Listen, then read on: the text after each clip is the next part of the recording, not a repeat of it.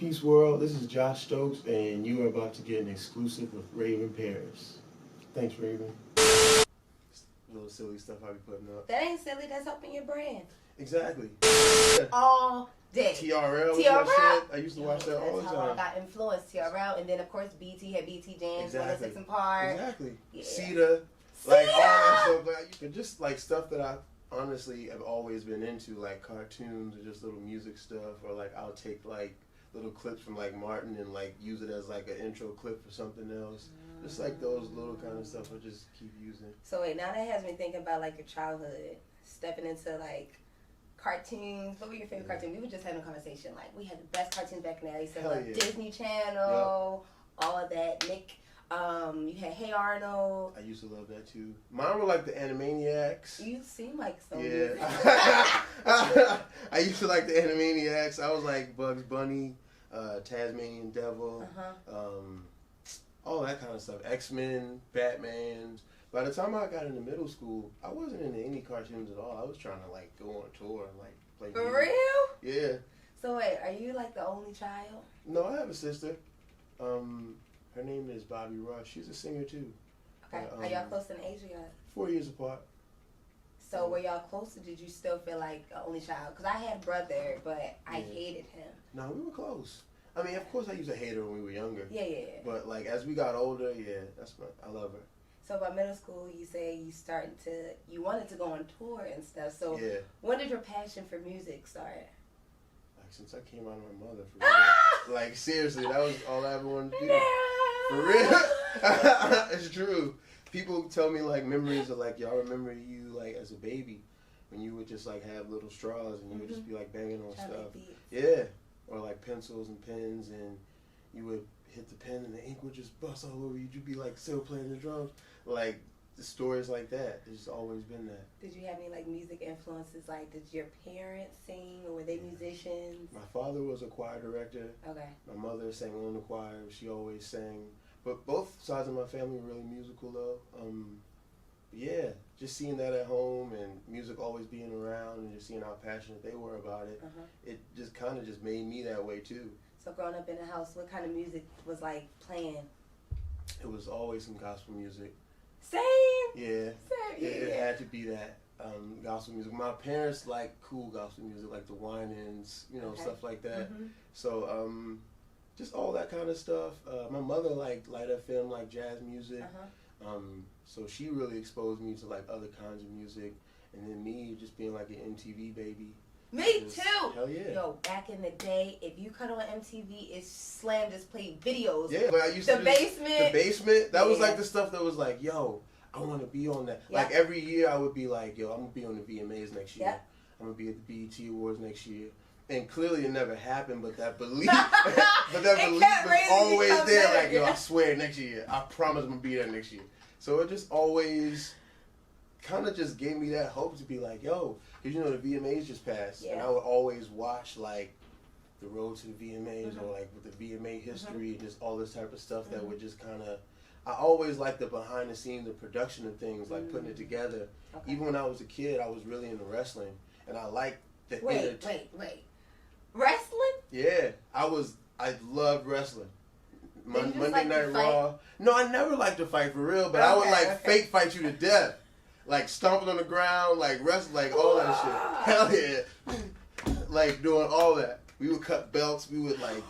Do you remember Celebrity Deathmatch? Absolutely. Oh, yeah. The original one. Yeah. That was mine. Yeah. MTV all day long. Yeah. Like it did a lot to kind of spark my imagination and my musical palette, just to know what I thought was dope and what I could enjoy. Like even at 12, I grew up off York Road, and my friends would be laughing at me because I'm singing like Backstreet Boys. Yeah. I'd be singing I Want It That Way all the time. I'd be like, gosh, for real. I love it. But my song, I love Korn, I love Limp Bizkit, I love Jay-Z, I love everything. Was it Blink 182? Blink 182. I love Travis Barker. Yes. Like all these people that kind of just play a little part in your growth that I just really appreciate, because it's like just one big pot of all this shit that just made you. So then how'd you get into funk though? Because it's like, especially I feel like in the black culture, we have like, of course, hip hop, rap, you hear gospel, but like funk. How did the love of funk come about? I think that's really heavy in gospel too. It's just like in the groove, the bass lines, all that stuff is because one thing that people don't want to really admit about gospel is that it's just a bunch of other genres into one thing that we can all do. Like a lot of us as musicians don't know how to really read music. We don't know how to, but we learned it so well, and there was so many different styles that was in there that we know how to adapt and don't even know what we're doing. Like we can almost kind of get in any situation and just fill in because of the training that we had playing in church. Like we didn't know what classical music was. We didn't know what calypso music was. We just played it. So when there was time to get in any field, we were just like, oh, I remember doing that. And we could just do it. Put it together. So now I know you're big into like funk and soul. So how'd you like merge? I always just had a really deep love for like, at the time they called it like neo soul music. Yeah. But the deeper and deeper you get into it, you see where they get it from, which was like George Clinton, which was, Entombed, which was all these different bands that was influencing them, that we think is them, but it's not them. It's just all these people that kept inspiring them up until this point. And that's what they were doing for me and everybody else. But if you take the time to go back and see, oh shit, that's what sounded like you did research. You started dissecting and putting the layers like, oh, bitch. Exactly. I like him. Wait, who inspired him? Right. So like you just go deeper and deeper. Like, damn, he likes this guy that nobody even knew about. That's how he got so dope. So I just started digging. Then when I moved to California too, like I think I kind of lost a bit of my mind, but like in a good way. They say you gotta lose yourself in order to be found. I totally agree. Yeah. And those 2.5 days I was driving, I know I did. Oh my gosh. 2 days and 15 hours. I By know yourself? Yep. I was like, how was that? It was amazing. Because when I say I really did lose that piece of myself, I did. I gave that shit completely up. It was like, yo, I'm about to go here and I'm about to do everything I said I was going to do. Like, I'm talking to myself the whole way there. I'm successful. I'm a successful producer, musician. Speaking a lot of affirmations. It's just happening the whole time I'm driving. And, like, I know I only got there just off of pure, like, mind strength. Because I was falling asleep, everything. But when I got there, I swear the moment I got there, I was really tapping into some cool stuff. Like, I was meeting people, like, the whole really working like musician scene. I was meeting them. I was going to rehearsals with like YG. Like, do you remember? It was like 2014. It was like YG and Jeremiah and Big Sean. They had done this tour. I got to go in the big ass rehearsal studio and meet them, and like I drank some Patron with them. I was like, yo, I'm meeting with YG. Like, it was so tight. I was like, wow, I'm really in LA making it happen. So and it helped. I want to speak on. You said you had lost a piece. You got rid of it. What was that piece exactly? That was it something that you exactly was running from, or you wanted to just leave behind? What was that piece the that piece you had to get rid of? Yeah, the piece that I wanted to leave behind, like the piece that was like doubting, the piece that what if, the piece that nah, you're not good enough. Because I was always making music in my basement and stuff like that, but I would just never go up to people and be like, hey, I'm Josh, which was the key part. Network. Exactly. Yeah. I wanted to like let my music speak for itself when it never works that way. That's a very real I had situation. this conversation with someone because they're just like, no, like I don't feel like talking to people. I don't want to go to events. I just want to put my music out there. Nigga, how else are you expecting to get yourself known? Because people buy into you, who you are. It's true. Cardi B can start selling toilet paper, and guess what? They want to buy from her instead of going to Walmart. Because of her. Because of her. Exactly. Like, it's so important. So you was getting like the enemy out your head. I had to, because especially in the environment I was in, I was like, yo, I just feel like I'm around a bunch of people that aren't making it happen. And I gotta get out of that because I know I'm so much greater than this. So I have to like get out of this environment. And I just went, and the whole time it was just like, yo, I could feel it leaving me. Yeah. So now it's just like, I don't doubt, I don't worry, because I know I'm going to be good regardless. So it just is what it is. So when you went to LA, did you already know people when you got there? Yeah. Okay, so shout out to my first man, day in Reggie. LA. What's happening? All right, so my first day I get there, well, I was so beat. I just went to Motel 6 and just went to sleep. I was asleep. The next day, I went straight out to Hollywood. Yeah. I was like, yo, I'm looking for any studio. I'm looking for anybody. So I ran into this guy walking down the street. He had a I Love Music shirt on. So I was just like, yo, do you know where studio is? Yeah. He was like, no, but he took me to like Hollywood Film School or something. It's like right on Hollywood Boulevard or Sunset or something like that. He almost gets me enrolled in college, for real, like just to make music. But I never graduated high school, so I couldn't enroll in college. Really? Yeah. How did your parents take that? They didn't like it.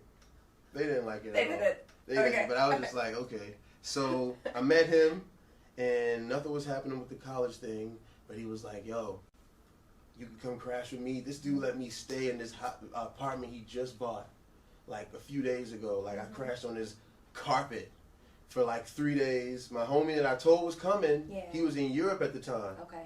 He must have thought I was lying, but I was like, yo, I'm telling you I'm coming. He calls me and he's like, yo, where you at? I'm like, yo, I told you, I'm in LA. He's like, yo, who are you down here with? Like, I met this guy on Hollywood, and like, I just stayed down here with him. He was like, no, yo, come stay with me. So I stayed with him. I started meeting like Dane Funk and like just all these people, like Lil John Roberts. He plays drums for Janet Jackson. Just like I met Terrace Martin. It was like he was putting me in the real environment where all the musicians were, like the guys that played for Stevie Wonder and Prince. Everybody. Musicians. For real. He was working with the OGs. Absolutely. So it was just like, yo, I came in and just jumped right in. Had I stayed, I'd be on a tour right now or something. I know it. But it was just like I came back just to stay with my children because I just felt like they needed me. Okay. But LA was a great experience. Okay. How long did you end up being in LA? 2 months. Okay. So then you're like, all right, I gotta come home. I gotta handle business. Yeah. Whew, did you feel like, because I feel like that moment, did you feel like your dream just was sucked from you? It was a weird feeling because like I was out there and stuff was happening. Like I started finding churches to play at to sustain myself. But I just was feeling this emptiness, like, yo, something still doesn't feel right. And it was just, I just kept seeing them. Yeah. So I came back and I probably sat down for like a month. Okay. Didn't do anything. It was just me and them. We were just chilling. October, I met my homie Easy Jackson. Okay. Yeah. And I ran into him. He used to go to my dad's church too. Okay. So I bumped back into him. He was like, "Man, you ever heard of this place called The Crown?" I was like, "No, never heard of it." The Crown is wild. Yeah, I was like, I never heard of it. He took me there one night, and it was just like, you know, in the movies when you go through that place for the first time, I was like, a bunch of lights. You going through this stuff. I was like, wow, this is this place.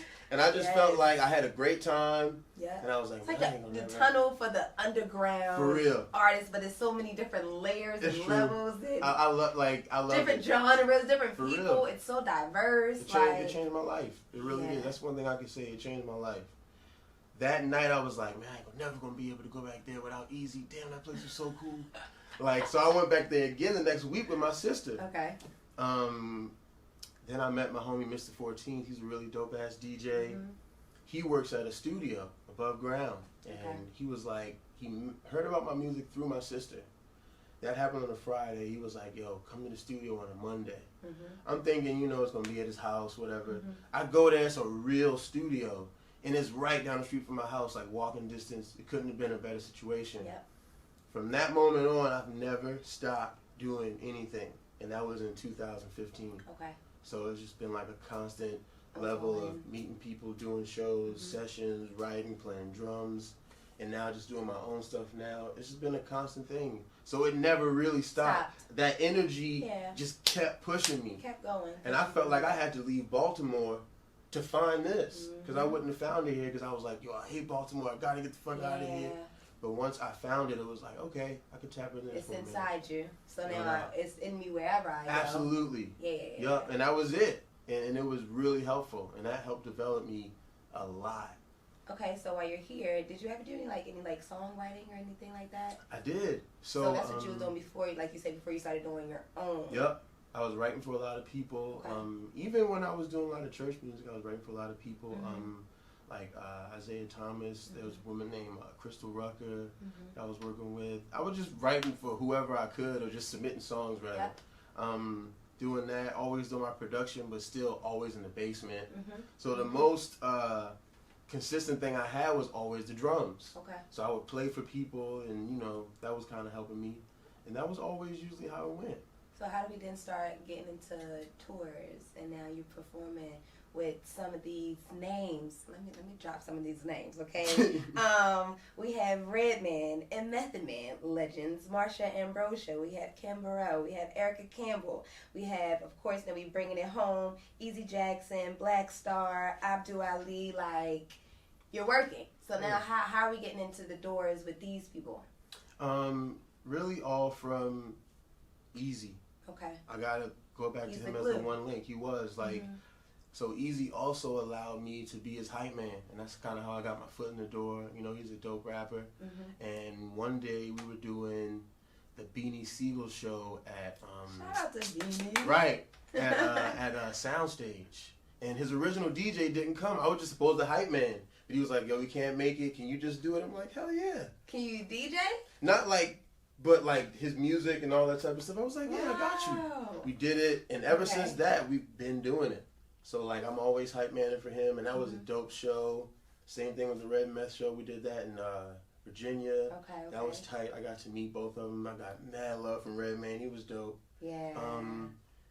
Yeah, just Easy. So me doing that, and then me meet Mr. 14th. Okay.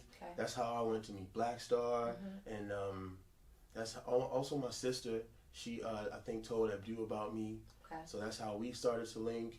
But, you know, it's like we're all in the same place where, like, eventually we're going to meet each other anyway. So it's like it's a lot of people that silently kind of help you out and put the word in that you may not even know about. So I appreciate all the people. For sure. Your first show, was you, like, nervous?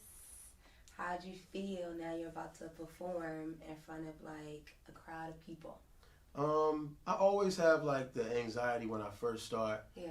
But once you get up there, it's like, fuck it, let's just do it. I think for me, my thing is just like, let's just get it over with. It's that waiting moment that you just be like, yeah. But like once you start doing it, it's like, yeah, let's do it. You know, so is there a difference between that? Because you also have performed at like festivals and stuff. So when I host that at, say I'm doing like, I done host like Fizzle's release party. He brings out a pack of people. Shout out to Fizzle's. And then from there, he was there. So from that to, say I'm doing like a listening party that's smaller, to me hosting at AFRAM, that's a whole nother ballgame. So how is it now you performing at festivals? So you performed at the Hopscotch Festival in North Carolina, Irrelevant Music Festival, ATL, McDonald's Inspirational Tour, Bravo Music, like, so that's a whole nother dynamic of people. Yeah. What's that feel like? It is. Is it the same? I think you just try to always be excellent and just do your best. Like, because you're always trying to put that energy out where I want you to feel me. But you know, when it's more people, I think you just kind of subconsciously give more energy because you know everybody's gonna feel me. You know what I mean? So even when it comes to your playing and singing, it's right. You start to project more. You start to give more. Even if there may be a perfect sound system, you're like, no, I got to give more so all these people can feel what I'm trying to give. So there is a difference. I think one difference is definitely from being inside to outside because your sound isn't being as held in as it would in the building. But I feel like if you just give your best, everybody will feel you and you'll be good. I can honestly say I was really fortunate.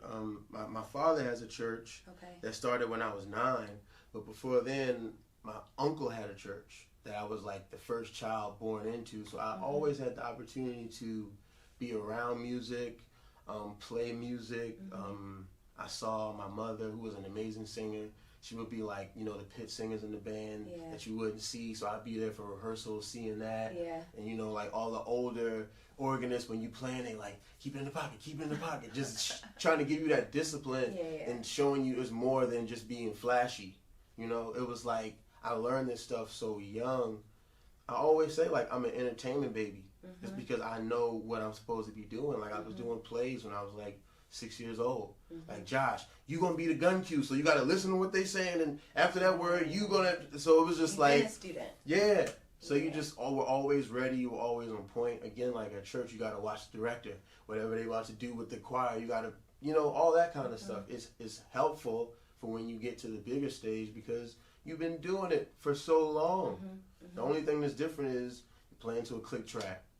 You know, listen for the transitions. All right, cool. Yeah. But that's it. So growing up in the church, because But I feel like now, especially our generation and how people do a lot of research and now science and religion is kind of getting lost in the entertainment industry. So have music impacted the way you feel about religion? Are you still religious? Are you still godly? Like, how have music changed your mindset on how you feel about religion? At one point in time, it was kind of dangerous because music and church was synonymous to me. And I wasn't born into religion, but I was born to play music. And at that period in time where I was questioning myself and getting rid of that part, I was questioning like, man, should I even be doing music? You know, but it was like, damn, I stopped playing music. And that's when I really felt like worthless and like nothing because I wasn't doing what I was born to do. So I had to learn how to separate the two. For anybody that listens to me or whatever, I'm not very religious like that anymore. I've kind of just learned to depend and rely on myself because I know I won't let me down. And I can do everything in my power to make sure that what I want to happen will happen, as opposed to, you know, no diss, but you know, as a praying or this or that, it's like, I'm about to do this. You know what I mean? So I just do everything within my power and just keep a positive attitude and just believe that everything that I do, especially with the intent, will work out. Okay. All right, I respect it. Now let's move along to this Function project. Okay. So I had to look up because it's Function, but he spells it like funk. Right. And then there's TION, right? So the definition of function is an activity or purpose natural to or intended for a person or thing. So now I want to play a game with you. All right. Okay? So if Josh Stokes don't have 3 blanks, he is unable to function. Okay. If I don't have Josh, Jaden, and Jordan, I'm unable to function. And those, you have 3 kids? Yep, those are my children. How old were you when you started having kids? I was 17. Oh my gosh! Yep. You are a baby! Super duper. So I had Josh at 17, I had Jaden at 19, and I had Jordan like 21. Wow, so how has fatherhood now shaped you as an artist, as a man, to how you are now? It makes me really want to do and be the best that I can so that I can show them that what you love to do can turn into something great where you can take care of yourself and ultimately your family. I believe that I have like an abundance worth money of ideas that I can come and bring to life, which can take care of my family. So it doesn't make me be like, damn, I gotta get a job. It's like, I gotta go harder with this so I can take care of them. And then I also just try to show them, be happy in what you love to do. It may not be mad money initially, but you're happy and you're at peace and you're just loving what you do. I agree. So those 3 things.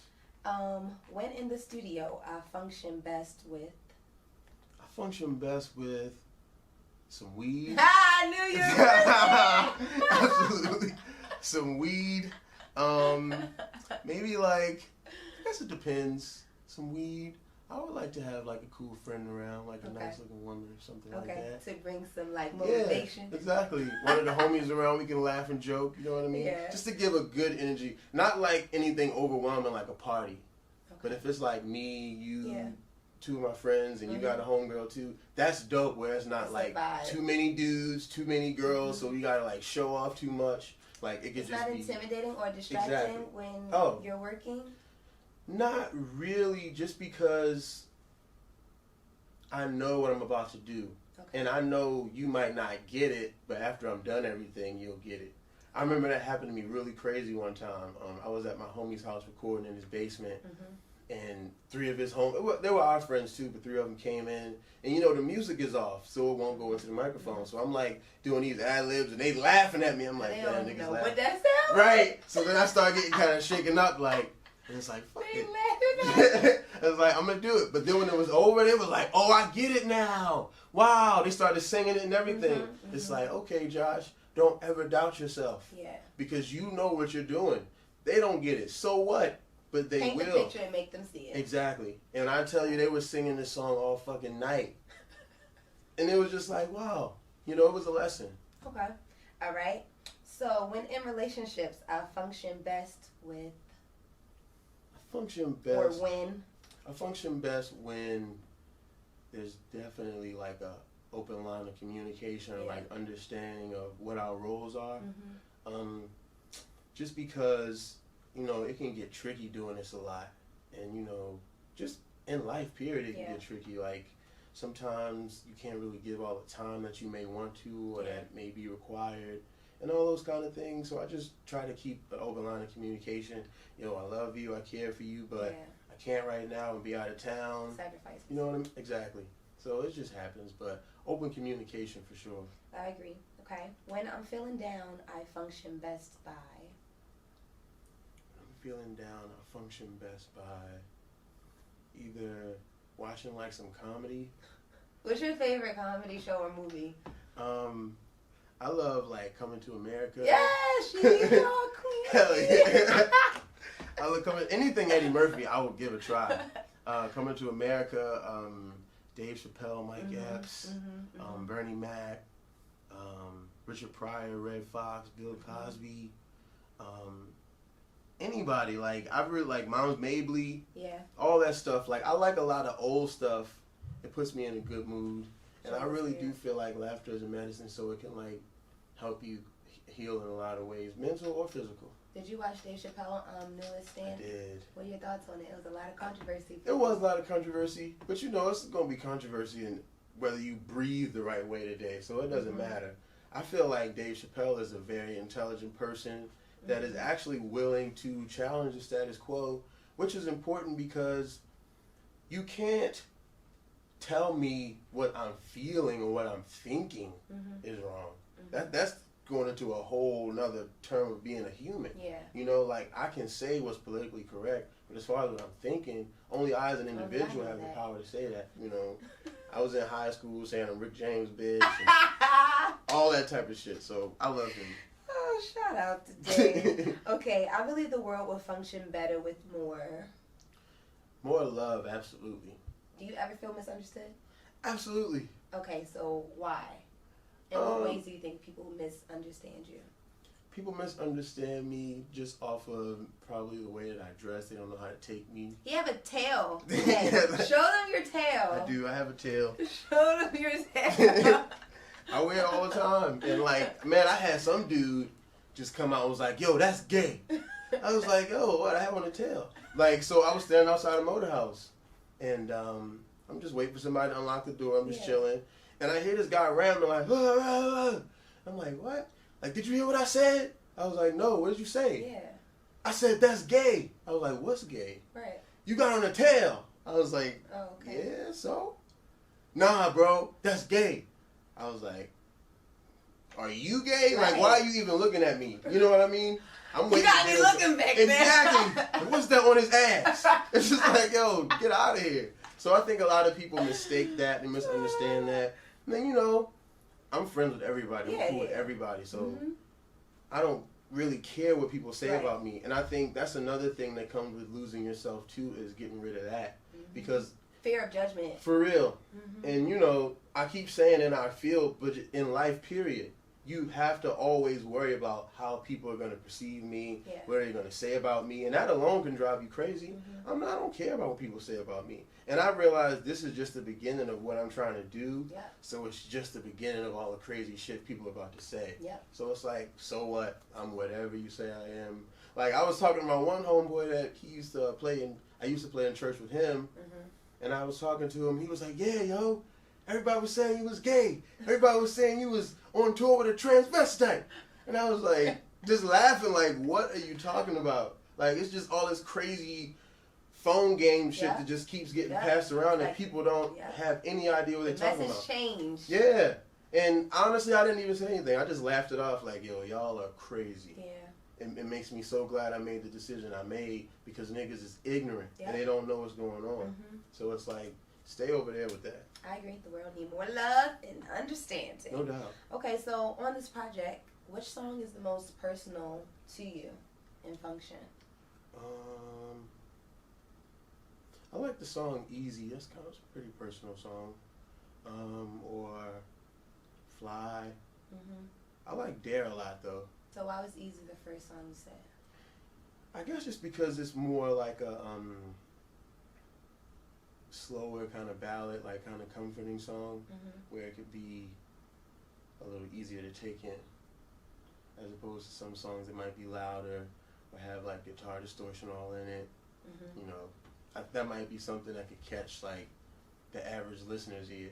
Okay. I think all of my songs could, but you know, I know people like, oh, what's this? This ain't no. So that's just immediately what it goes to. And why Fly? I like Fly because I was tripping acid hard as shit when I wrote that. Okay. And what's that like? It was amazing. It's, like, it's really fun, and it's like it kind of just breaks down a lot of things in life for you in the most elementary ways, and you just get a revelation like, damn, I was tripping over that, and then you just go back to seeing shit and you just be tripping, and it just be amazing. It kind of just knocks down all these things where like, yeah. So Fly kind of inspired that because it was like, you know, you want to fly, and I was seeing somebody at the time, and we had kind of had a cool moment where she inspired me, so it was like all this stuff kind of just tangling into one thing. I think we did it together that day, and that's what it was. I feel like I would be so scared to take these trips. Janae Aiko, her last album that she came out with before she actually like got clean or whatever, each song is about her being on these trips. Right. And it takes you in your mind, you know, so I think I'll just be really scared just because I'm already scared of it. So if I go into the trip, I'm going to have a bad trip. Like, if you're with the right person, I swear you would love it. Because they could, like, keep you calm, like, yo, it's all good, you're just tripping. And, you know, talk to you and kind of distract you from the fact that you're even tripping. Like, I think you would like it. And then, you know, you can microdose and stuff, too. You can what? You can microdose. Where you don't have to, like, do the whole thing, do, like, half of it, like, tear some of it off. Okay, it's levels to it. It is. Okay, it's so dope, though. Ideal collab would be with who? I would like to do something right now with Dame Funk. Okay. Yeah. Why? I just like his message and his attitude. He inadvertently reminds me a lot of myself, where it's like, stay positive and spread love, and you can still do your thing, you know, and be felt and be heard without having to like perpetrate and be like something that you're not. That's really it. Well, tell everybody where they can follow you or find you if they're not already. You can find me mainly on Instagram at Josh PMA. On Facebook is Josh Stokes, and that's about it. I'm on YouTube, yeah. I got stuff on iTunes and Spotify and the other one too. What's the other one too? It's 3 of them. Tidal. Okay. Yeah, yes. I got it on all those things, all the albums and everything on there. And you can look out for everything else I have coming up on my Instagram.